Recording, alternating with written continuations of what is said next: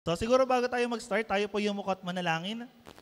Lord, salamat po sa araw na to. Salamat Panginoon sa biyaya niyo po. Salamat Panginoon din sa mga kantahan, sa mga awitan Panginoon na aming pong narinig. At patuloy Lord, nagpupuri at nagpapasalamat po kami sa inyo. At dalangin po namin o Diyos sa pag-aaral po namin ng iyong salita sa umaga na to. Buksan niyo po Lord yung puso't isipan namin. Dalangin po namin Lord na makilala. Mamangha po kami, Panginoon, sa inyong ginawa sa krus at madala kami, Panginoon, sa pananampalataya, pagsisisi, pagtalikod sa aming mga kasalanan. And we pray, Lord, na yung mga matututunan namin sa araw na to, ma-apply po namin sa aming mga buhay. So, Lord, salamat po, Panginoon. Ito po ang aming dalangin. In Jesus' name, Lord, we pray. Amen. So, muli po palakpakan po natin ang Diyos. Ayan. So, sino rito yung mga naka-attend ng Times of Refreshing? Yung mga naka-attend ng mahal na araw tuloy, nung Thursday. Yan. So congrats natin sila. Palakpakan nyo nga kasi nandito sila, nakatapos sila. Palakpakan din natin yung mga workers. Yan, matagal sila nag-antay. Joke lang. Salamat doon sa mga nag-volunteer, sa mga tumulong. So nung kahapon kasi, nung Dawn Watch, nagsabi si Pastor sabi niya hindi niya raw alam kung ano ba yung ituturo niya sa Matimbo. Nasa Matimbo kasi si Pastor ngayon. Sabi niya, hindi niya raw alam kung may message na binibigay sa kanya si Lord or about the resurrection. Tanong ko rin yun. Sabi ko, naku, Pastor, parang ata tayo ng mensahe. Hindi natin alam kung ano yung message natin. Although yes, Easter Sunday ngayon. Pero yung mensahe kasi natin, hindi siya, although related siya, pero hindi tayo magpo-focus doon sa resurrection. Kasi alam ko na madalas nating naririnig, especially sa social media. Pero ang titin, ano ba yung pinakamahalaga sa atin? Mahalaga kasi every year, lagi naman natin naririnig, lagi naman naiintindihan na si Kristo ay pinarusahan, namatay para sa kasalanan natin at sa ikatlong araw ay muli siyang nabuhay.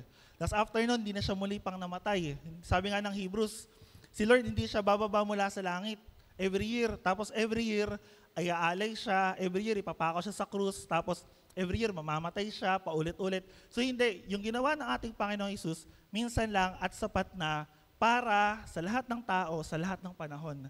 And even kahit sa panahon natin ngayon, kahit 2,000 years ago na yon, sapat na yon yung ginawa ni Kristo noon para sa atin ngayon. Pero ngayon, ang tanong kasi, bakit minsan may mga tao na parang hindi makalaya or parang bakit ba tradition natin? Actually, may nabasa ako, sabi daw nila, sa buong mundo, parang 16 countries lang yung nagse-celebrate nung Holy Week or nung Lenten season. Kasi sa ibang bansa, ang celebration nga nila, Easter Sunday. Sabi ko kayo, may mga itlog-itlog, yung maghanap kayo ng itlog, mga ganon. Tapos may party yon para alam ko, Sunday after nato may party sila. Ganun yung celebration nila ng Easter Sunday. So ngayon may kita natin, bakit minsan, kahit din tayong mga Kristiyano, parang hindi tayo makalaya doon sa tradisyon. Diba? Naalala ko kasi kahapon lang, nung sa Friday, tsaka kahapon lang ako nakakita ng mga video. Yung mga nagpe-penitensya, alam mo yung nagpe-penitensya? Yung may nakita pa nga ako isa, may dala-dala siyang krus, tapos hinampas siya. May sumama ata na hindi kasama doon. Tapos nagalit. Yung may hawak nung nagpe-personify kay Lord. May hawak ako siya sinampas. Tapos bigla ba namang gumanti, sinipa yung nasa likuran. Hindi sumata, sabi ko, paano kaya kung ginawa ni Lord yun?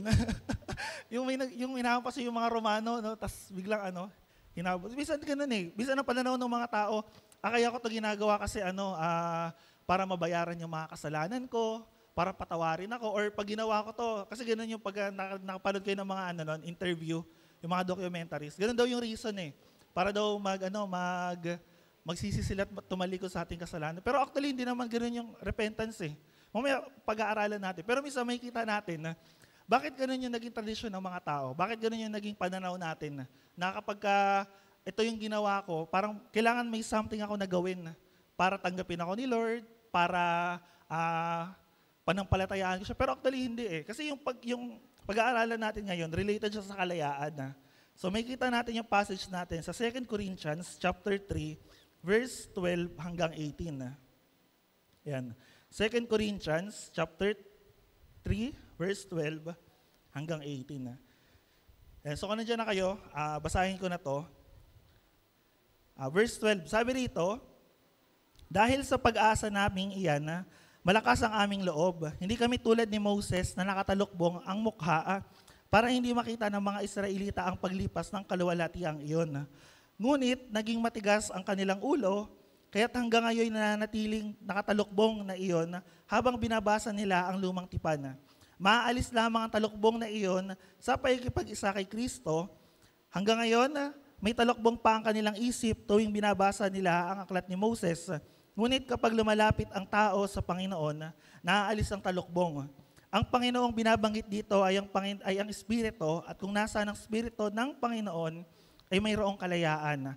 At ngayong naalis na ang talukbong, nagniningning sa ating mga mukha ang kaluwalhatian ng Panginoon, at ang kaluwalhatiang iyan na nagmumula sa Panginoon na siyang Espiritu, ang siyang magbabago sa atin mula sa isang antas ng kaluwalhatian hanggang sa maging tayo'y kalarawan niya. So kumbaga dito, binigyan ko po ito ng title na title natin yan, Freedom Through Holy Spirit. So kumbaga, nirelate ko siya sa mga message ni Pastor last Sunday, kung naalala niyo siya. So yung, yung preaching ni Pastor last time? Joke lang. Nakalimutan bigla. Yung be faithful to the Holy Spirit. Yun. Thank you dun sa mga sumagot. Naalala niyo yung preaching ni Pastor. So kasi, mahalaga na makita natin yung tunay na kalayaan. Sabi nga rito sa 17, where the Spirit, sa English, where the Spirit of the Lord is, there is liberty or there is freedom. Sabihin nyo nga po, liberty. So hindi yun yung delata na luncheon meat ba yun? Yung kondensada. Alam ko may ganun eh. Sinesearch ko kahapon. Siguro parang pamilya ka ako sa akin yung word na liberty. Ano pala yung luncheon meat? So hindi yun yung luncheon meat. Yung liberty sa English, ang ibig sabihin niyan, kalayaan. So familiar kayo sa sa US, yung sa New York Statue of Liberty. Diba yun yung kulay green na nakataas yung may hawak na apoy. So ang history kasi noon, bakit sila may Statue of Liberty? Para ideklara yung kanilang kanilang kalayaan. Tayo po, kailan tayo mga Pilipino, kailan tayo nagde-declare ng ating kalayaan? Anong date? June 12. Ayan. So, very good. Nag-aaral kayo ng mabuti. So, June 12, yung kalayaan. So, mahalaga kasi na maintindihan natin yung kalayaan. Kasi dito, tinutukoy yung tungkol sa freedom or yung liberty. Yung freedom tsaka liberty, dalawang bagay na magkaiba yan. So, hindi yan parehas. Yung liberty, usually ginagamit siya sa government, parang government. Kasi ito yung right mo na pagkakaroon ng kalayaan. Yun yung sinasabi doon. Yung freedom naman, malaya ka na gawin ko ano yung gusto mong gawin. So kaya sa ibang passage ng Bible, yung verse 17, ang tinutukoy na liberty doon, kalayaan, is yung bilang mga mananampalataya, bilang mga nakakilala kay Kristo, tayo ay may kalayaan na. And madalas namin itong binabanggit dito, madalas itong maririnig. Lahat tayo mga tao, malaya na. Sabihin mo sa katabi mo, malaya ka na. Kaya kalimutan mo na siya. Joke lang. Kung malaya na tayo eh. Pag nabasa niyo yung Bible, naintindihan niyo yung Bible, malaya na tayo saan? Malaya na tayo sa kamatayan. Kasi bakit? Yung kamatayan, tinalo na ng ating Panginoong Hesus saan? Sa krus. Malaya na tayo sa kasalanan. Kasi bakit? Kasi yung kabayaran ng ating mga kasalanan, even yung consequences nito, binayaran na rin ng ating Panginoong Hesus. Tapos malaya na tayo kanino? Sa mga sarili natin. Although alam natin may mga personal struggles tayo, may mga problem tayo, pero yung pag-asa kasi natin, wala dito. Ang pag-asa natin, nasa kabilang buhay. Kaya nga tayo, di ba, nananampalataya tayo, hindi tayo natatakot mamatay. Or, hindi tayo natatakot na halimbawa, namatay tayo, kung saan tayo pupunta, or pag namatay tayo, baka mapunta ako sa impyerno, or hindi ko alam kung saan ako tutungo. Kasi ang kamatayan para sa isang Kristiyano, pag-asa siya. Pag-asa siya na makakasama, makakapiling natin yung ating Panginoong Hesus. Parang yung kinakanta natin kanina, di ba? Ang tangi, yung pangalawang kanta sa slow, diba? Ang tangi kong nais ay ikaw ay makapiling. Kasi yun yung desire, yun yung cry ng mga puso natin na someday, malalaya tayo sa mundo na to. At pag binasa niyo yung book ng pahayag, yung libro ng pahayag, darating yung araw, darating yung panahon, pagbalik ng ating Panginoon Hesus, lahat ng luha, lahat ng sakit, lahat ng karamdaman, lahat ng mga pinagdaraanan natin na ayaw niya na, nahihirapan kayo, lalaya tayo doon. Kasi bakit? Pinalaya tayo ng ating Panginoon Hesus. Although ngayon, bakit habang nabubuhay tayo, parang may kita natin minsan may mga Kristiyano, or tayo minsan, hirap tayong lumaya. Or minsan nga sabi, breakthrough eh. But parang hirap natin maka-breakthrough. Minsan hindi lang to sa religion, or doon sa kinalakihan natin religion. Minsan sa mga sarili din natin. Hirap tayong mag-grow, hirap tayong lumaya doon sa mga kasalanan natin, na para akala natin, alipin na alipin nila tayo. Pero makikita natin kung bakit. Kasi makikita natin dito, pinakauna po, sa verse 13 hanggang 12, ano po sabi doon? Verse 13 tsaka 12, dahil sa pag-asa naming iyan, malakas ang aming loob. hindi kami tulad ni Moses na nagtalukbong ng mukha para hindi makita ng mga Israelita ang paglipas ng kaluwalhatiang iyon. Kapag tingnan niyo yung pinaka-context nito, ang tinutukoy dito ni Pablo, yung glory. Actually, bukod doon sa glory, yung tinatawag niya yung New Testament tsaka yung Old Testament, nagkaroon siya ng contrast, pagkakaiba. Ano ba yung pinagkaiba ng Old Testament sa New Testament, ng Old Covenant sa New Covenant? Tapos pagdating dito, in-explain niya rin, ano ba yung pinagkaiba ng Old Glory dun sa New Glory? Kasi dito may kita natin, pag binalikan natin yung storya ni Moses sa Exodus chapter 34, I think, 34 or 35. 34. Sabi doon, nung si Moses ay umakyat sa bundok ng Sinai, di ba, kinausap niya yung Diyos, nagkaroon sila ng fellowship ng Lord for 40 days. O 40 araw, nag-fasting din siya nung time na yon. Pagdating niya sa bundok ng Sinai, nakausap niya ang Diyos, binigay sa kanya yung 2 tapyas ng bato, yung kautusan, yung 10 Commandments. Pagbaba niya sa bundok ng Sinai, nakita siya ng mga Israelita. Nagniningning yung kanyang mga mukha. Kumbaga parang ang description doon, nireflect niya yung glory ng Lord. So tinan mo yung katabi mo ulit. Tinan mo kung nagniningning ba yung kanyang pagmumukha. O mukhang fresh. O oily na. Oh. Diba? Kasi yun yung tinutukoy. Nung pagbaba ni Moses mula doon sa bundok ng Sinai, ang na-reflect niya yung glory ng Panginoon.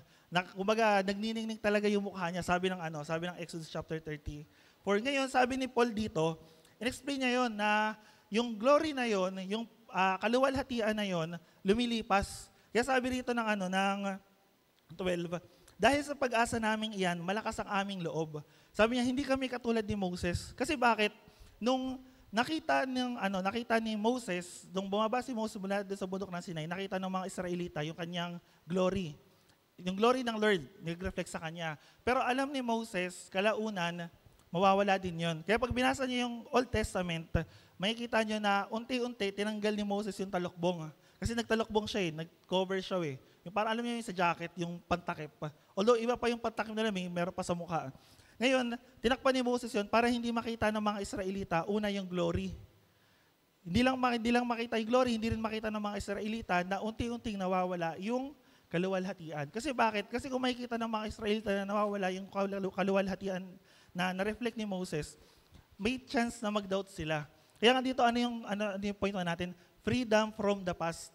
Yung kalayaan mula dun sa mga nakaraan. Minsan kasi ganito, yung mga bagay sa nakaraan, yung nagiging reason, napipigilan tayo para gawin natin yung mga bagay sa, halimbawa, may mga struggles ka, may mga past ka, may mga sin, may mga kalokohan, yung mga ginawa ka na hindi maganda. Ito minsan yung nagiging hindrance sa atin para hindi natin malakaran yung ginagawa ng Lord. Yung ginagawa ng Diyos, parang, hindi na ako karapat-dapat, hindi na ako pwede, hindi na ako available. Mahirap nang sumunod kay Lord kasi eto lang ako. O sabi mo sa katabi mo, tapikin mo, hindi ka lang ganyan. Kasi dito makikita natin, si Moses, tinago niya yung mukha niya Kasi bakit? Kasi ayaw niya makita ng mga Israelita na habang tumatagal, nawawala yung glory ng Lord. Pero sabi ni Paul, hindi kami katulad ni Moses. Kaya nga malakas yung loob namin Kasi yung glory na yon, hindi na siya basta-basta naglalaho. Yung glory na pinakita ng ating Panginoong Hesus sa pamamagitan ng ating Panginoong Diyos sa pamamagitan ng ating Panginoong Hesus, hindi nawawala, hindi siya naglalaho. Kumbaga patuloy itong nagniningning, patuloy itong nagpapakita ng liwanag. Kaya may kita natin sa buhay, di ba, maalala sa Matthew, sinabi ng ating Panginoong Hesus, daw tayo, asin at ilaw ng sanlibutan. And minsan nasabi ko na rin to, yung liwanag ng ating Panginoong Hesus, yung glory niya, hindi siya basta nagre-reflect lang, nagre-radiate. Alam niyo ba yung radiate? Yung lumalabas. Although, ang example nga nito, yung sa moon, di ba, nire-reflect ng moon yung ilaw ng sun. So parang ganun yung kay Moses Kapag nawala na yung liwanag, nawala na yung ilaw, or natakpan na ng shadow ng earth, yung moon, nawawala na yung reflection. Pero tayo hindi ganun. Pagdating dito sa New Testament, pinakita ng Diyos na yung liwanag natin, yung glory ng Diyos, hindi na siya temporary. Eternal na siya. Kaya nga yung veil, yung purpose ng veil, sa atin hindi na tayo nagtatalokbong. Actually, culture nila yan sa kanila Kailangan magtalokbong or kailangan mong itago yung mukha mo. Pag nakita nyo yung sa Middle East, sa Saudi, di ba po Lola, nakapunta na kayo ng Saudi, Usually, may mga nagtatalokbong doon, may kanya-kanyang silang tradisyon, may kanya-kanyang silang culture. Kasi bakit? Kasi naging tradisyon nila yun na ayaw nilang ipakita Hindi ko alam, pwedeng maganda or pangit, di joke lang. Pero kasi may kita natin na ganun yung nangyari. Kaya sabi ni Paul, hindi kami natatakot, hindi kami nanghihina, hindi kami nawawalan ng pag-asa. Kasi alam namin, itong kaluwalhatian na to, itong pinakita ng Diyos, hindi siya nawawala. Kaya ang tanong dito, sino ba yung malaya? Sino ba tayong mga malalaya? Sabi mo sa katabi mo, ikaw yun. Bakit tayo malaya? Sino rito yung tumanggap at nanampalataya sa ating Panginoong Hesus? Amen. O, yun. Very good. So, ibig sabihin, lahat tayo, malaya na. Ito nga yung sasabi ko kanina, lahat tayo malaya na sa kasalanan, sa sarili natin, even kay Satan. Pag binasa niyo yung Bible, tinalo ng Diyos si Satan sa New Testament. Kaya tayong mga tao, malaya na. Pero alam niyo minsan, may mga umaalipin sa atin. Yun yung kasalanan, sarili natin, yung nakaraan natin. Ngayon, meron ako nakitang video last time. Isang example lang to ng paano tayo naaalipin sa panahon natin. So, Vince, pwede pa-flash ng video. Alam ko nakita nyo na to pero i-video ko na lang. Kasi ito, tungkol siya sa cellphone. Pero para makita nyo, ma-realize nyo. Sige, pa-flash natin.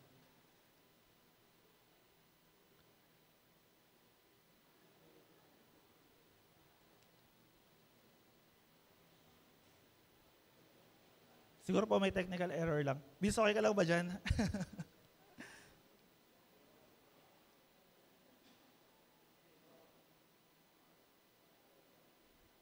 have access to toilet. So body and brain, if you're looking down at your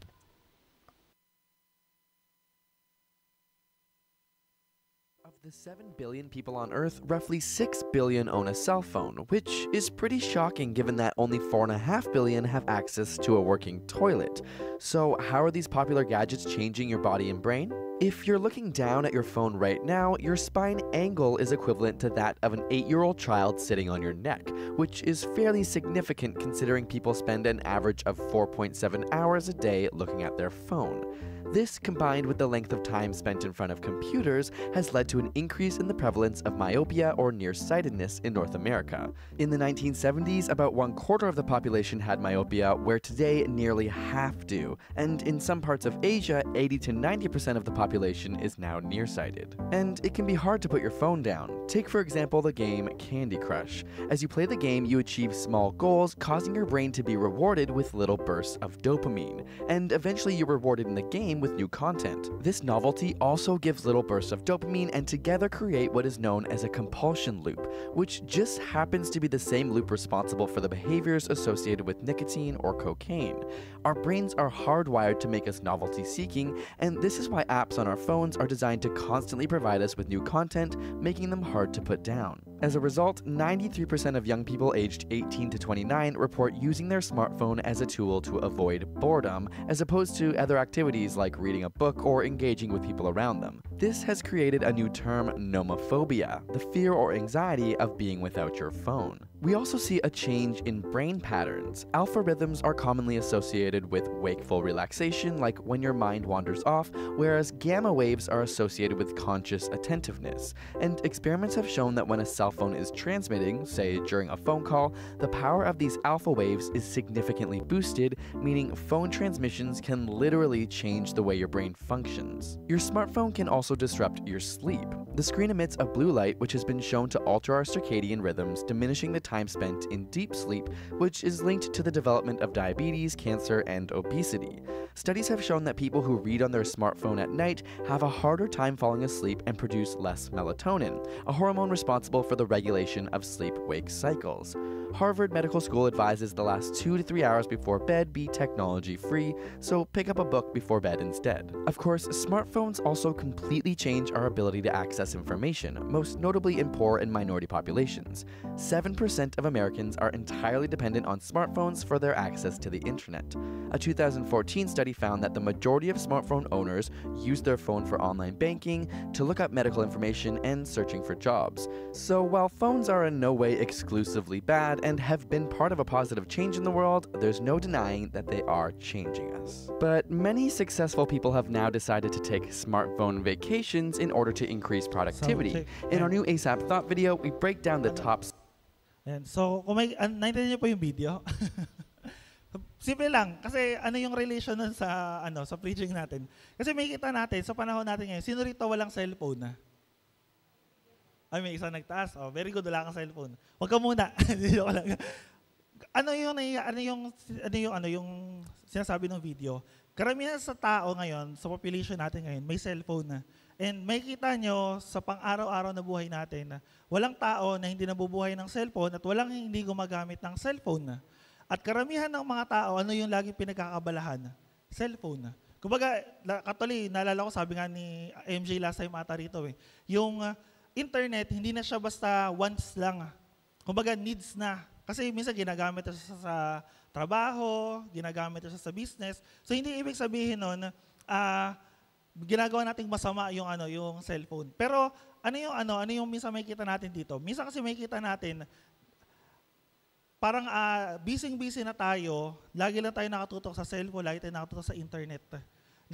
To the point na hindi na natin magawa, sabi nga diba, example, yung socialization, di ba, marami na siyang epekto sa katawan natin, na instead na nagkakaroon tayo ng natural na way of socialization sa ibang tao, na cellphone, di ba man napansin nyo, halimbawa pag may kausap kayo, pag ayaw nyo ng kausap nyo, kukunin nyo yung cellphone nyo, tapos mag-scroll kayo.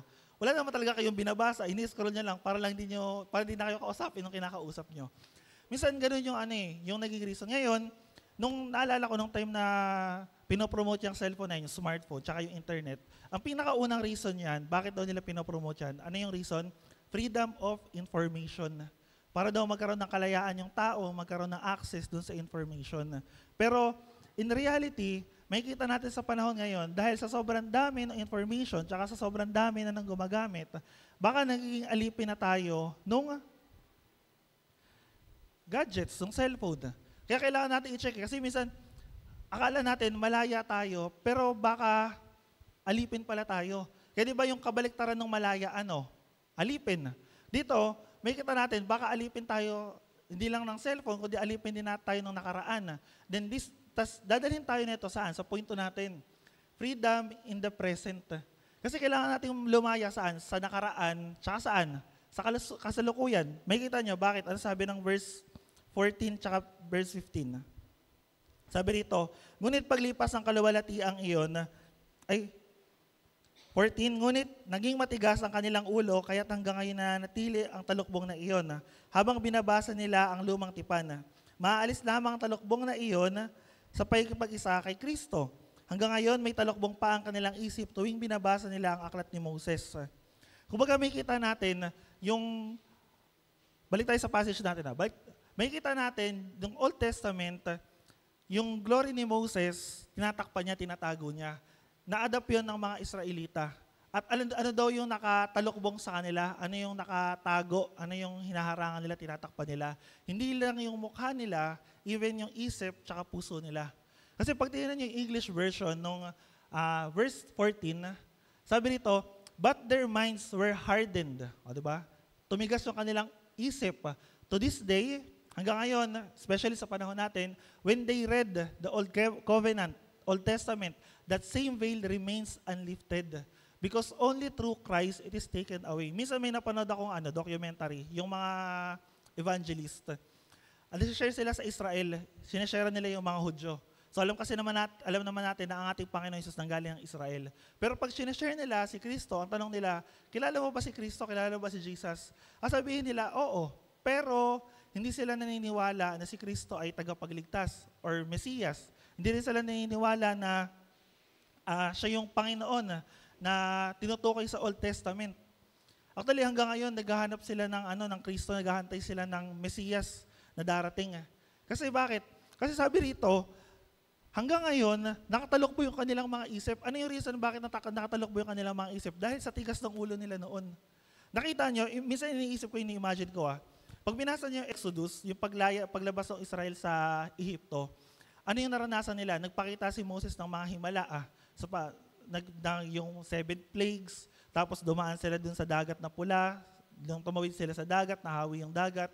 Pagdating sa ilang 40 years silang nandoroon, actually napag-aralan nga namin kahapon, 40 years silang nandoroon, nakita nila yung ginagawa ng Diyos. Nagpapaulan ng mana, nagpapasend ng mga pagkain, even yung bukal na kailangan nila, si Lord ang nagpo-provide nun. Kapag araw, meron silang ulap na lumililim sa kanila. Kapag kagabi naman, meron silang haliging apoy na nagpapainit sa kanila para hindi sila sobrang lamigin doon sa ilang. Pero alam niyo, ito yung nakakapagtaka sa bansang Israel. Naranasan nila lahat ng himala, naranasan nila lahat, nakita nila harap-harapan, pero ito yung nakakalungkot, hindi sila nanampalataya. Hindi sila naniwala. Di ba, imagine mo yun, nakaranas ka na ng lahat ng himala ng Diyos, lahat ng kabutihan ng Diyos, lahat ng biyaya, lahat ng grasya. Tapos in the end, ayaw mo pa rin maniwala. Hindi mo pa rin makita. Kaya dito hanggang ngayon yung mga Israelita, hindi nila makita yung kaluwalhatian ng Diyos. Kasi bakit? Kasi matigas na yung ulo nila, hindi nila makita yung mga, sa ibang version nakalagay dito, their minds were hindi lang hardened blind. Kumbaga, talagang binulag na sila. Dahil saan? Ayaw nilang paniwala. Pagdating sa 15, yung next, sabi, yes, to this day, whenever Moses is read, a veil lies over their heart. Hindi lang pala yung isip nila yung tumigas, pati yung puso nila. Hawakan nyo yung puso nyo. Matigas na kaya itong puso na to. Oh, pusong bato. Nalala ko talaga ng times of refreshing, yung pusong bato. Apat na uri ng puso. Pero titignan natin, baka kasi yung isip natin at puso natin, ayaw na nating paniwalaan. Halimbawa, ganito, may kasalanan ako, may problema ako, may struggle ako, hindi na siguro ako papalayain ng Panginoon. Eto na siguro ako. Nalala ko pa yung isang part nung Pilgrim's Progress na movie. May ano kasi doon, may senaryo doon na may isang lalaki na alipin siya dati, nakakulong siya sa bird cage, malaking bird cage. Tapos, yung lalaki na yun, sumisigaw, sabi niya, despair, despair. Ganun, paulit-ulit siya.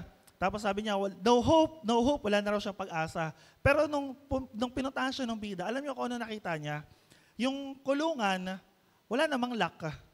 Yung kulungan, di naman nakasarado, nakabukas.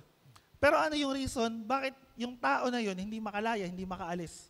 Kasi inisip niya na lang na, wala na akong pag-asa, eto na ako, hindi na ako makakalaya. And minsan, ganoon din yung pananaw nating mga tao. Baka akala natin, hindi na tayo makakalaya. Alipin na tayo ng mga bagay na umaalipin sa atin. Actually, sabi ng Romans chapter 6:16, paano natin malalaman kung alipin tayo? Romans chapter 6 verse 16. Yan. Sabi rito, hindi ba ninyo alam na kapag nagpasakop kayo sa sino mang inyong sinusunod, kayo'y nagiging alipin nito? Malinaw doon na. Sabi rito, maging ito'y kasalanang hahantong sa kamatayan o ang pagsunod sa Diyos na hahantong sa pagiging matuwid. So ibig sabihin, bakit hindi tayo makalaya? Kasi bakit? Kasi baka nagpapasakop tayo doon sa mga bagay na nararanasan natin. Parang yung cellphone nga kanina. Diba? Yung nakita niyo yung sa picture, yung nahukot na yung isang lalaki. Kasi bakit? Yung cellphone na yung reason na doon na siya nagpapaalipin.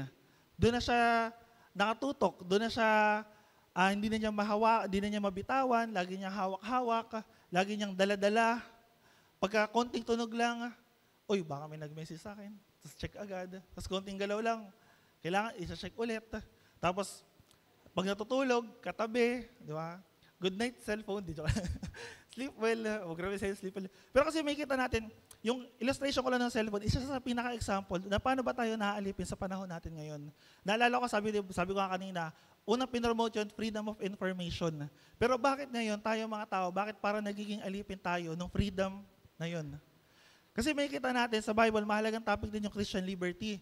Tayong mga Kristiyano, malaya, pero hindi ibig sabihin, malaya na tayong gawin kung ano yung mga bagay na ginagawa natin. Kasi kung sasabihin natin na malaya tayo, pero gumagawa pa rin tayo ng kasalanan, habitual pa rin, napapaalipin pa rin tayo doon sa mga bagay na umalipin sa atin dati, ibig sabihin, hindi talaga tayo malaya.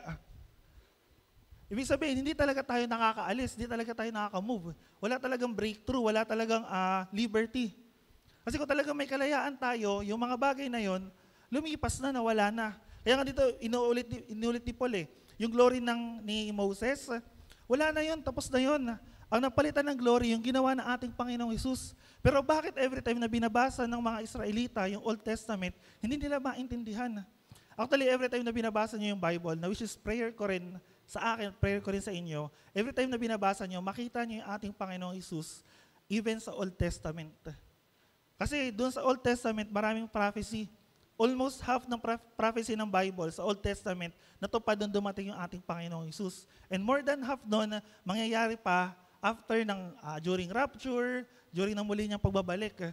Kaya lahat ng sinabi ng Bible sa Old Testament na fulfilled na. Ginawa na ng ating Panginoong Hesus. Kaya hindi na natin kailangan pang umasa na may iba pang tagapagligtas sa darating. Kasi dumating na. Pero ngayon, ibig sabihin ba nito yung mga Israelita hindi sila maliligtas? Maliligtas sila. Kasi pangako pa rin ng Diyos yun sa kanila. Pero ang nakakalungkot lang, syempre pag nakita natin, nakakausap tayo, nakakalungkot na minsan, hindi nila kilala si Lord. Di ba tayo nga, buong buhay. Even yung mga apostol, mga Israelita rin yun. Pero anong ginawa nila? Even yung kanilang buhay, inalay nila para kanino? Sa ating Panginoong Hesus. Pero dito, may kita natin, ang tanong, sino ba yung umaalipin sa atin? Sino ba yung pinagkakaabalahan mo? Ano ba yung mga ginagawa mo? Ito ba ay nakakapagbigay ng glory kay Lord? Ito ba ay nakakapagpalapit sa iyo sa Panginoon?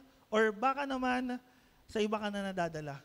Baka minsan akala natin yung kalayaan na tinanggap natin ay hindi pala talaga kalayaan, kundi pagkaalipin na naman sa panibagong aalipin sa atin. Sabi ng John chapter 8, tama nga ba? John chapter 8, ano niya po, sabi doon, ito, nung time na to sinabi ni Lord sa mga Hudyo. Sinabi naman ni Jesus sa mga Hudyong naniniwala sa Kanya, yung mga nananampalataya sa Kanya, naniniwala sa Kanya, kung patuloy kayong susunod sa aking turo, kayo nga'y tunay na mga alagad ko. Makikilala ninyo ang katotohanan at ang katotohanan ang magpapalaya sa inyo. Pag tinuloy natin, ang sabi rito, sumagot sila, kami ay mula sa lahi ni Abraham at kailan may hindi kami inaalipin ni naman. Paano mo masabing papalayain kami? Actually, isa pa sa dilema.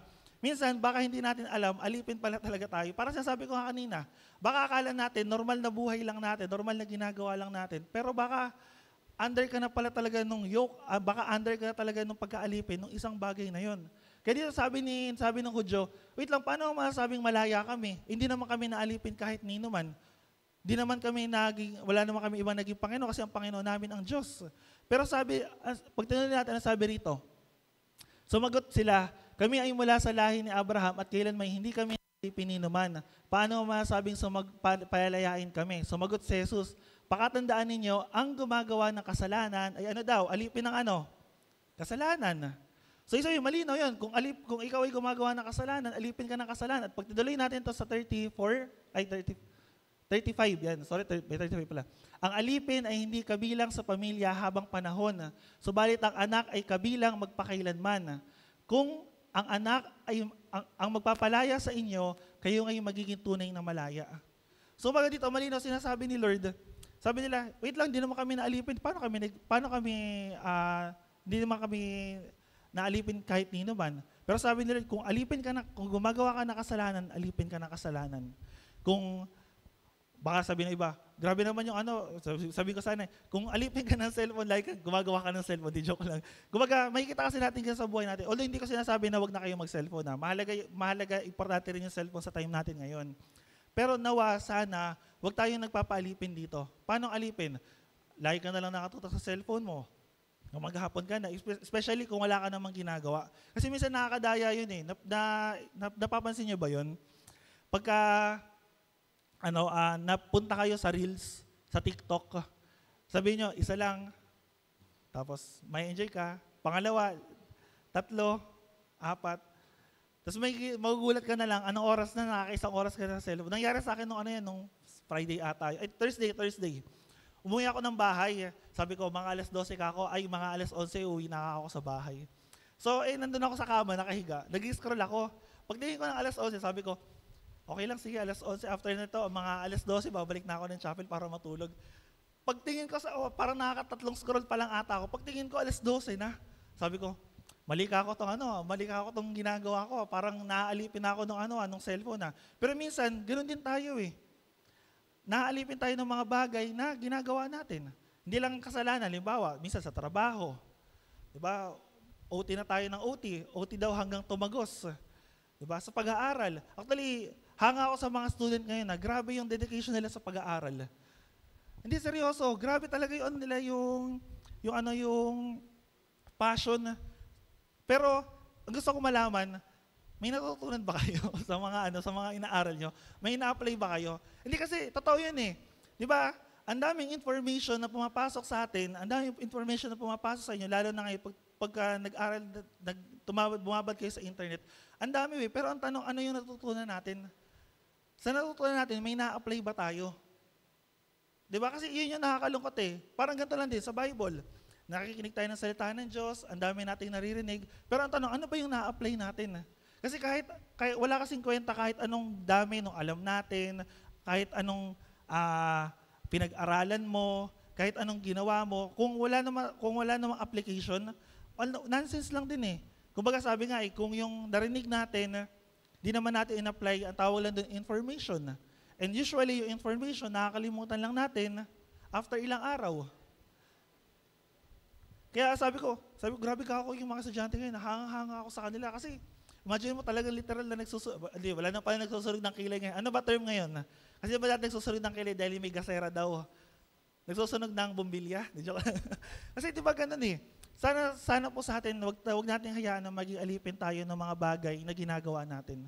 Lalo na sa panahon natin ngayon, baka tong mga bagay na to, inaagaw na tayo nito sa relationship natin kay Lord, sa mga ministry na ginagawa natin, or baka ito na yung nagiging purpose ng buhay natin, hindi na natin makita kung ano yung kalooban ng Diyos.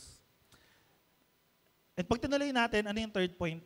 Madali lang. Yung freedom natin sa pamamagitan ng ating Panginoong Hesus. Ano sabi ng verse 16 hanggang 17? Sabi dito, ngunit kapag lumalapit ang tao sa Panginoon, naaalis ang talukbong. Ang Panginoong binabanggit dito ay ang Espiritu, at kung nasaan ang Espiritu ng Panginoon, ano daw po meron? Kalayaan. Ano po meron? Kalayaan. Kasi bakit? Kasi dito, yung sa verse 15, pag sinabi natin, verse 16, pag sabi ito, kapag ang tao ay lumalapit sa Panginoon, sa English, when one turns to the Lord. Pag sinabi natin lumapit, turn, tumingin sa Panginoon, isa lang po ibig sabihin nun, in repentance tsaka faith. Kapag the moment na tumingin ka sa Panginoon, the moment na bumalik ka kay Lord sa repentance tsaka sa pananampalataya, doon lumalaya yung mga tao. Kaya yung mga Israelita, yung mga Hudyo, yung mga panahon ng mga unang Kristiyano, nung nalaman nila yung magandang balita ng ating Panginoong Hesus, para silang na-enlighten. Na-enlighten. Minsan kasi ginagamit ng mga kulto yun, parang, nagkaroon ako ng enlightenment. Ito talaga yung tunay na kaligtasan. Hindi Maalala niyo sa Acts sa gawa, nung si Pablo, na-encounter niya si Lord. Tapos sabi niya, parang may kaliskis na nalaglag sa aking mga mata. Pinapakita na yung talokbong, yung pagkabulag spiritual ni Pablo that time, nawala. Kasi bakit? Kasi nakita niya na yung inuusig niya pala noon, yung pinapersecute niya, even yung mga alagad na pinapersecute niya noon, hindi pala, yung pala yung totoong Diyos, yung pala yung totoong Panginoon. Dahil akala niya, against tong Christianity, doon sa nakalakihan niyang kautusan, hindi pala, yung pala talagang buong kapahayagan ng Diyos na pinakita niya noon pa. Kaya nga yung Old Testament, marami dyan foreshadowing. Alam mo yung foreshadowing? Form of literature yun para sa mga nag-aaral. Na ito daw yung pagpapakita mo na meron pang next chapter. Parang, yung storya hindi pa tapos. Meron pang susunod na may next story pa. And yung next story na yun yung time ng ating Panginoong Hesus. Kaya dito sabi ni Paul, kapag ang isang tao lumapit sa Panginoon, nanampalataya, naniwala, nagiging malaya siya. Kumbaga parang sabi nito yung nanonood ba kayo ng mga tutorial sa YouTube, sa Facebook, yung mga tutorial Diba yung pagka nakita niyo, napanood niyo kung paano ginagawa, ganun pala to ginagawa. O paano ba magsaing? Ganito pala dapat magsaing. Kumbaga mga ganun. Di ba ano yung nangyari sa atin? Para tayong na-enlightenment O baka may nagsasabi sa inyo, paano ba magpakulo ng tubig? Sabi naman, alam niyo na kahit paano yun. Pero parang ganun yung enlightenment Ganun yung sinasabi ni Paul dito, na kapag nakilala ng tao ang Panginoong Hesus, ang Diyos, lahat ng patungkol doon sa Old Testament, especially yung mga Israelites, naiintindihan nila, naunawaan nila. Kaya minsan patotoo ko rito, nung time na maliliit pa kami, si mama kasi, may Bible siya sa bahay, lumang Bible yun. Feeling ko ang bagong Biblia yun Tagalog.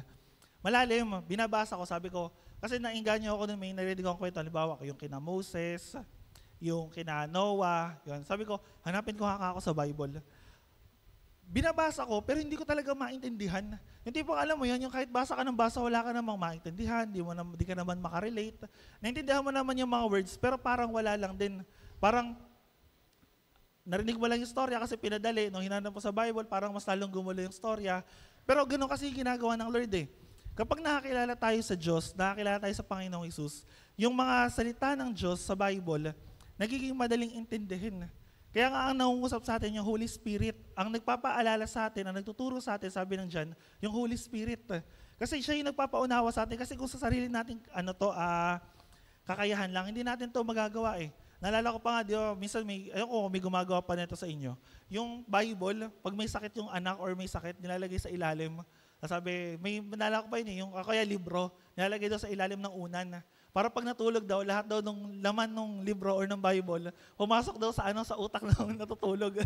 Di ko lang kung may gumagawa sa inyo nun.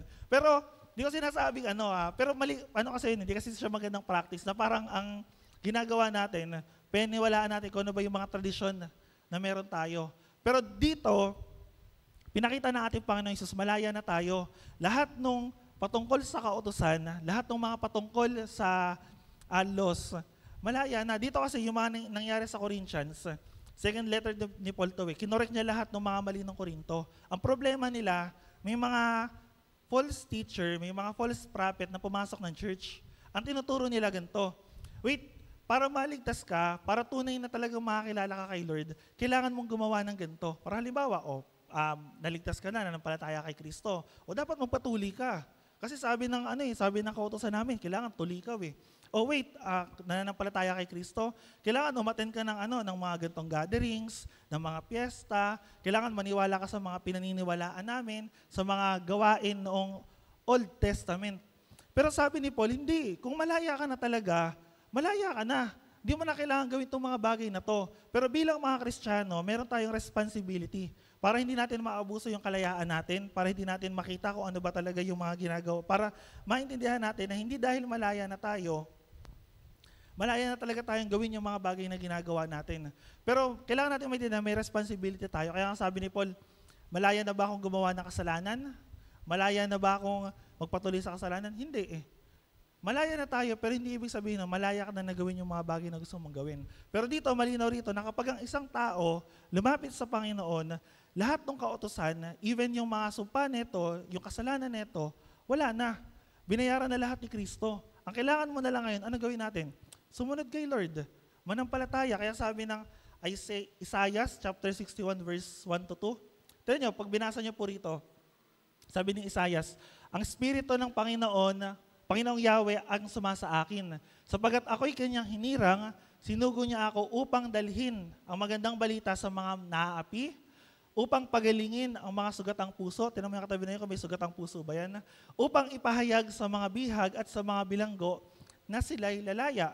Pagdating sa verse 2, sabi ng verse 2, sinugo niya ako upang ipahayag na darating na ang panahon ng pagliligtas ni Yahweh at ang paghihiganti ng Diyos laban sa kanyang mga kaaway. Sinugo niya ako upang aliwin ang mga nagluluksa. Tinamol siya katabi mo na yan, baka nagluluksa yan.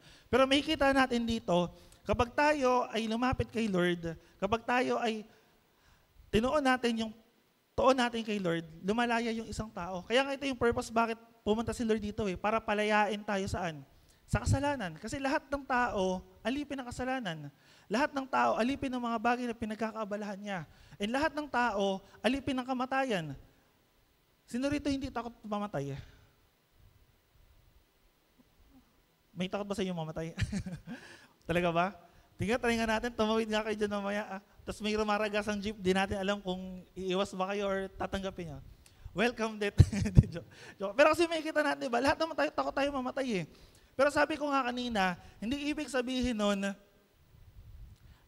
hindi tayo takot, o gusto na natin umuwi, pumunta agad ng langit, or umuwi ka agad kay Lord. Takot tayo mamatay, pero yung kamatayan, pag-asa siya para sa ating mga mananampalataya. Kaya sabi ni Paul sa Philippians, di ba, to live is Christ and to die is gain. Kumbaga, even yung kamatayan pakinabang. Kasi bakit? Yung kamatayan, hindi siya endpoint para sa mga Kristiyano. Kasi doon tayo pinalaya ng Diyos eh. Alam natin, after neto, muli tayong bubuhayin. After neto, makakasama natin yung ating Panginoong Hesus saan? Sa kaluwalhatian, sa glory. Kaya di tayo natatakot sa kamatayan kasi bakit? Wala na yung kapangyarihan ng kamatayan sa atin. Si Satan, sino rito takot sa demonyo? Diba? Sabihin, hindi, maaga pa naman, di pa naman ako takot eh. Pero halimbawa, try niyong pupuntahin sa isang lugar na madilim mag-isa. Di kaya takot yan? Di kaya takot yan pagka pupunta ng CR sa gabi? Diba? Yung, pag may narinig na kaluskus, ano yun? Diba, minsan ganun eh, sasabi natin, pero alam niyo, sinabi ng Bible, malaya na tayo sa kaaway. Sino ba yung kaaway natin? Sino ba yung kaaway ng mundo? Sino ba yung malipin sa mundo? Si Satanas. Kaya hindi na natin kailangan matakot sa kanya eh. Kasi tayo mananampalataya, may kapangyarihan tayo na na palayasin siya, alisin, tapakan yung kanyang mga ginagawa. Kung may nakikita kayo sa bahay nyo na mga nakakatakot, sabihin nyo, in Jesus' name, lumayas ka. Baka naman, in Jesus' name, tapos bigla kang tumakbo. Iba yun, ikaw yung lumayas, hindi yung demonyo. Pero kasi may kita natin, yung kapangyarihan ng kasalanan, wala na sa atin. Malaya na tayo. Yung kapangyarihan ng kamatayan, wala na rin sa atin. Even yung mga gawa ni Satanas sa buhay natin, wala na rin. Kaya ano pa yung katatakutan natin? Ano pa yung bumibilanggo sa atin? Diba? Naiintindihan nyo po, nagigets nyo? Kaya kung talaga tayo malaya na talaga tayo, hindi na natin kailangan pa magpaalipin. Kaya sabi ko nga, diba, example ko yung mga nagpipinitensya, at tawag na may isa pang term doon, yung nagtitika ba, yung nagtitika. O sabi nung isang post, di raw tika yun eh, teka. Ba't teka? Teka, wait lang, magpapakabanal muna ako ngayong Holy Week, tapos pagdating ng ng ibang araw, makamundo na ulit. Minsan ganun eh, parang naalala ko yung sabi nun, yung mga nagpipinitensya daw, sabi iinom. Para daw pagka nagpipinitensya sila, hindi raw nila ramdam yung sakit. Tapos after nun, tara, tagay na tayo, success na yung paghingi ko ng tawad, malinis na ulit ako, pwede nang gumawa ulit ng kasalanan. Hindi naman ganun eh. Kung tayo pinalaya na ng Diyos, tayo na yung malaya. And yung kalayaan natin, hindi lang sa nakaraan, hindi lang sa kasalukuyan, hanggang saan? Sa hinaharap. Pinakahuling puntos po, freedom for the future. Hindi ka lang sa nakaraan malaya, hindi lang sa kasalukuyan malaya, even saan daw po? Sa hinaharap. Pag binasa natin yung 18, actually maganda yung verse 18. Ano sabi dito? At ngayong naalis na ang talukbong, nagniningning na sa ating mga mukha ang kaluwalhatian ng Panginoon. At ang kaluwalhatian iyan na nagmumula sa Panginoon na siyang Espiritu, ang siyang magbabago sa atin mula sa isang antas ng kaluwalhatian hanggang tayo'y maging kalarawan niya. Or sa English, from glory to glory. Kumbaga, binabago daw tayo ng ating Panginoong Hesus. Actually, yung word na, binabago sa English, transform. Binabago. Tama ba? Di ba, pa-flash na transform or binabago. Sa Greek word, yung transform na yun, ang ibig sabihin daw po, metamorphosis. Alam niyo ba yung metamorphosis? O para sa mga masisipag mag-aral, ano yung metamorphosis? It is the process of what? Yung metamorphosis, may kita natin yan sa paru-paro. Nakita na ba kayo ng paru-paro? Butterfly. Saan galing yung butterfly? Sa caterpillar. Yung tataka kayo, paano nagkaroon ng pakpak yung uod? Kasi meron dumaan siya sa process ng metamorphosis. Di ba yung binalot niya yung sarili niya sa cocoon, tapos after ilang araw, ano nangyari? Lumabas siya doon sa cocoon, tapos naging butterfly. Yung transform nito, yung pagbabago daw na to, example daw nun, metamorphosis, parang tayong mga tao. Kaya sabi rito, yung pagbabago, tinatransform tayo, binabago tayo nung kaluwalhatian na yon from glory to glory. Kasi ibig sabihin, nababago tayo from one level to another. Nababago tayo araw-araw. So kaya tinamulit yung katabi mo na yan. Nababago nga ba yan? Or baka yung ugali niyan noon. Actually, ito walang Kristiyano, kung bibigyan natin ng isang example walang Kristiyano, kung butterfly man kayo, kung butterfly man tayo, walang butterfly na bumalik sa pagiging uod. Kung meron kayong narinig or nalaman, sabihin niyo sa akin. Pero alam ko hanggang sa alam ko, walang butterfly na ayoko na ata sa mundo, nakita ko na yung reality ng mundo, balik na lang ako sa kukon ko, tapos gusto ko na lang maging uod ulit. Walang ganun. Kaya tayo mga Kristiyano, hindi tayo daw bumabalik dun sa dati nating ugali. Isa lang ibig sabihin, kung bumabalik tayo sa dati, baka alipin pa rin tayo ng mga ginagawa natin. Baka hindi talaga tayo nakalaya. Kasi kung nakalaya tayo, simple lang nababago ka na natatransform ka na. Yung dati mo ugali, hindi na siya katulad ng dati. Kaya dito sabi ni Paul, bakit kayo bumabalik dun sa kautusan? Ba't kayo bumabalik dito sa mga tradisyon ng mga tao na wala namang katuturan? Lahat yan, foreshadowing lang nung mas magandang covenant Baka ganun din tayo. Mas maganda na yung kinalagyan natin. May kasabihan tayo niyan. Nasa papag ka na, pumunta ka pa sa... nasa kama ka na, pumunta ka pa raw saan? Sa banig. Sahig ba? Para mas masakit yun na. Wala. Sa akin may banig pa eh. Sahig na lang daw eh. Nawalan ng sopin eh. Pero kasi, may kita natin baka ganun tayo eh. Malaya na tayo, ano lang yung nagpapaalipin sa atin? Sarili natin. Or baka malaya na talaga tayo, nagpapaalipin pa sa atin saan? Yung mga kasalanan natin. Kaya dito, yung sabi ko nga kanina, yung glory ng ating Panginoong Isus, hindi katulad ni Moses. Kasi bakit? Si Moses, nare-reflect niya lang yung glory ng Lord. Pero tayo, yung glory ng Lord, nasaan daw po? Nasa loob, nagre-radiate. Ibig sabihin, yung pagbabago, hindi lang sa halabas, hindi lang pakitang tao. Yung pagbabago, hindi lang siya, mukha lang tayong mabait, mukha ka lang banal, mukha ka lang masipag. Yung pagbabago mula sa loob. Kaya nga ginagawa natin yung times of refreshing. Kasi bakit? Para ma-refresh tayo. Ano ba yung pag-ibig sa Diyos? Pag-ibig sa tao, sa kapatiran, pag-ibig sa kapwa. Kasi baka nakakalimutan na natin yun eh. Baka nakakalimutan na natin na pinalaya na tayo. Baka nakakalimutan na natin na binago na tayo. Baka nakalimutan natin na hindi na tayo alipin ng mga bagay na to. And sana nawa, naiintindihan po natin yan. Kasi kung hindi, baka kahit anong gustuhin natin ng breakthrough, kalayaan, baka hindi talaga tayo maka-breakthrough, baka hindi talaga tayo makalaya. Kasi bakit? Kasi may umialipin pa sa atin eh. Baka minsan, palayas tayo ng palayas kay Satan, pero si Satan pala nasa bahay din natin, nasa buhay din natin, nasa puso rin natin. Kaya ano sabi ng Galatians chapter 5 verse 13 to 14? Sabi rito, mga kapatid, tinawag kayo upang maging malaya. Ngunit huwag naman ninyong gamitin ang inyong kalayaan upang masunod ang hilig ng laman. Ito sinasabi ko kanina. Kundi maglingkod kayo sa isa't isa sa diwa ng pag-ibig, sapagkat ang buong kautusan ay nauuwi sa isang pangungusap. Ibigin mo ang iyong kapwa gaya ng pag-ibig mo sa iyong sarili. And ano sabi ng 1 Peter chapter 2 verse 16? Mamuhay tayong tulad ng taong malaya. Subalit, huwag ninyong gawin dahilan sa paggawa ng masama ang inyong kalayaan. Sa halip, mamuhay kayo bilang mga alipin ng Diyos. And minsan, ito yung nakakalungkot sa atin. Tayong mga Kristiyano, tayong mga tao, ginajustify pa natin yung mga ginagawa nating mali. Na parang, hindi kasi malaya naman ako. Okay lang yun. Maintindihan naman siguro ako ng ibang tao. E yun yung nakakalungkot sa atin minsan. Baka talaga hindi tayo malaya. So nawas, sabihin mo sa katabi mo na yon, sana lumaya ka na.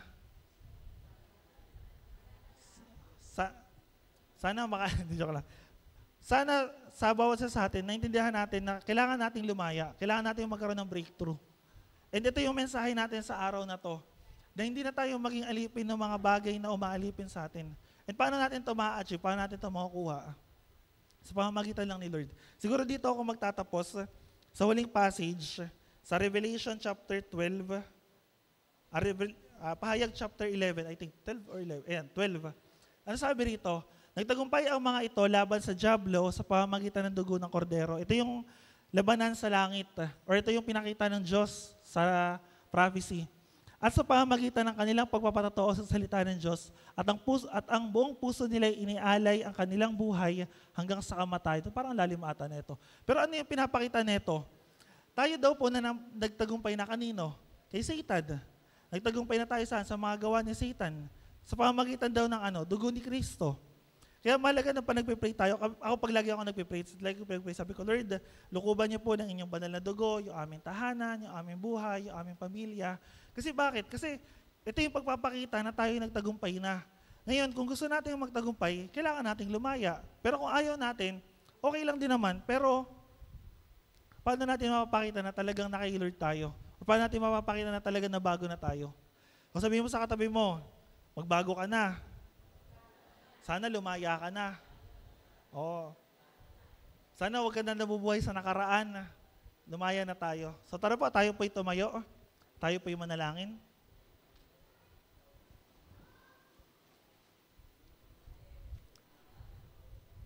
And so, nawa po, sana may natutunan po kayo and may ma-apply po tayo sa buhay natin. Kasi bakit?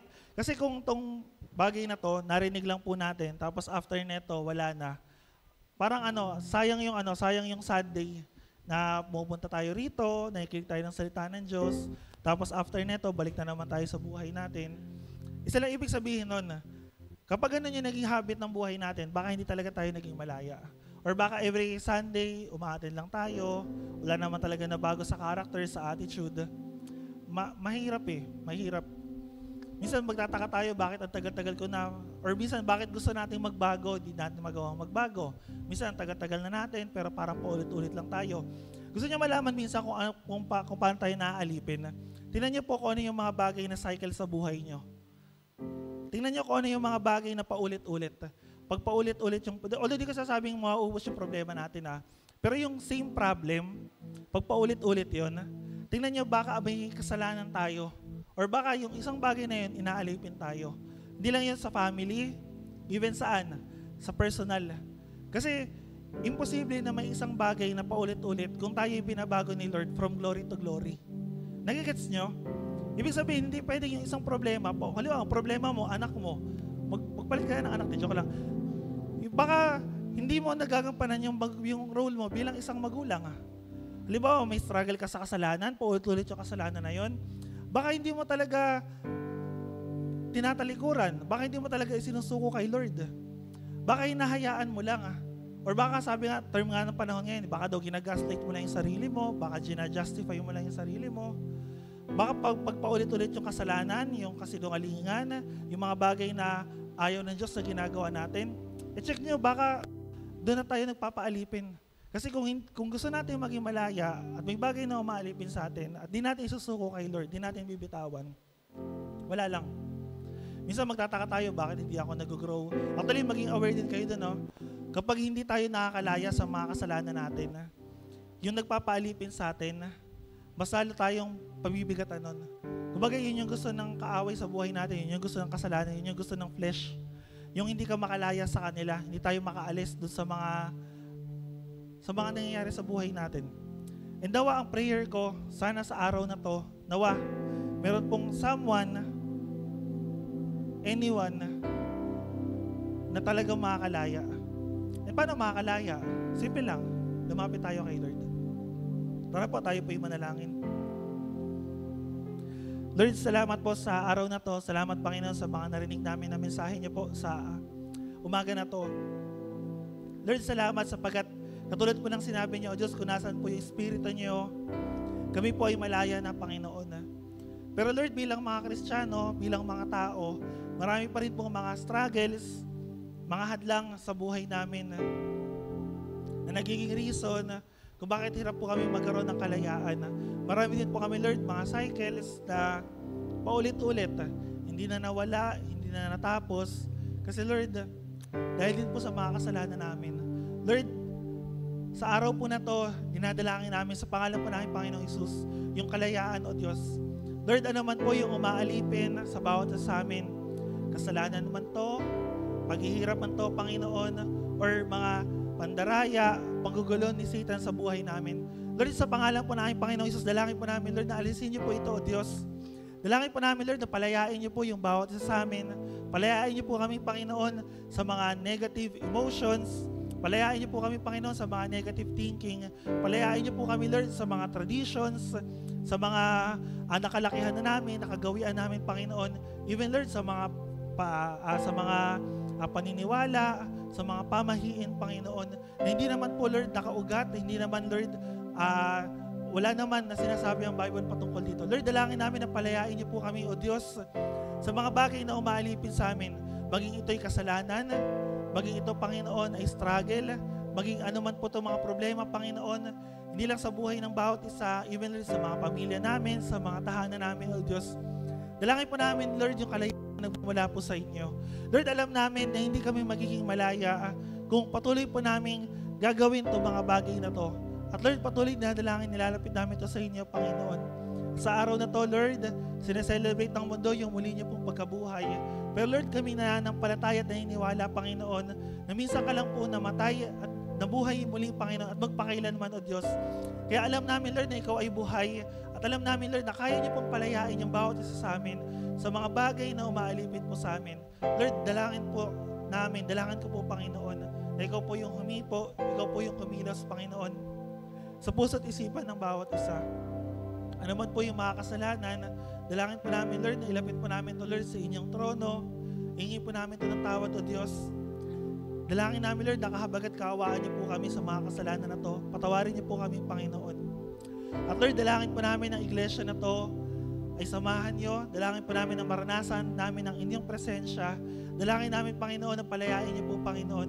Hindi lamang po, O Lord, na feeling namin malaya kami. Pero Lord, tunay na kaming malaya sapagkat alam namin ang aming Panginoon Jesus ang nagpalaya sa amin. Malaya na po kami, O Diyos, sa kasalanan. Malaya na po kami, Panginoon, sa kamatayan. Malaya na kami, Panginoon, even sa mga gawa ng kaaway sa aming buhay, sa mga gawa ni Satanas. Indalangin po namin, Lord, maangkin namin itong tunay na kalayaan na nagmumula po sa inyo. Lord, maraming salamat po, Diyos, at dalangin po namin sa mga kapatiran namin na nangangailangan ng kagalingan, ng kalakasan, ng karunungan, Panginoon. Dalangin po namin, Lord, ikaw po yung magkaloob nito sa kanila.